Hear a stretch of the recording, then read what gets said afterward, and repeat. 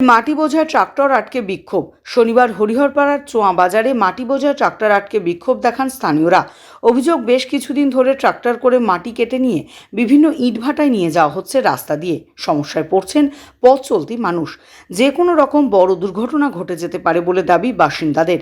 এরই প্রতিবাদে এদিন তারা মাটি বোঝায় ট্রাক্টর আটকে বিক্ষোভ দেখান।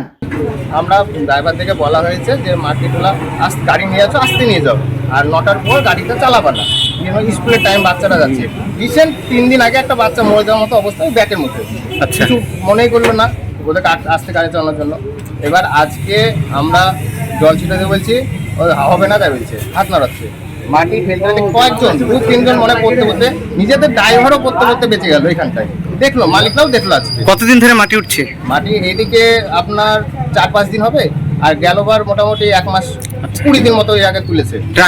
ট্রাক্টর আজকে তো আপনারা বিক্ষোভ করছেন, কি কারণে? প্রশাসনকে জানিয়েছি, আরআরকে সবাইকে জানানো হয়েছে, অফিসে ছবি পাঠানো হয়েছে, কোনো গুরুত্বই নাই। আচ্ছা, এই মাটি কোথায় যাচ্ছে? এই মাটি ভাটায় যাচ্ছে, বিভিন্ন ইট ভাটায় যাচ্ছে।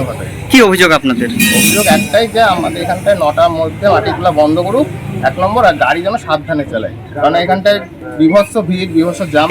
আর এখন ঈদের সময়, এখন লোকে বাজার করছে, প্রবলেম হচ্ছে, জাম হচ্ছে, সব দিক বজায় রেখে দেখে গাড়ি চালাতে হবে। এই যে এইভাবে টেক্কা যাচ্ছে, আজকে বারণ করলাম, তখন এক ড্রাইভার বললেন যে ক্ষমতা থাকলে আটকিল, এইরকম কথাবার্তা ড্রাইভারদের।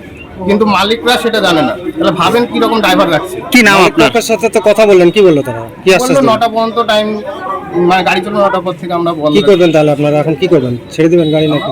ছাড়বো, কিন্তু ড্রাইভারকে আসতে হবে। যে ড্রাইভার হুমকি দিয়ে আমাদের কথা বলছে, সেকে আসতে হবে, তারপর গাড়ি আমরা ছাড়বো। সে আগে ভুল স্বীকার করুক, হ্যাঁ আমি ভুল করেছি, তারপর আমার গাড়ি ছাড়বো।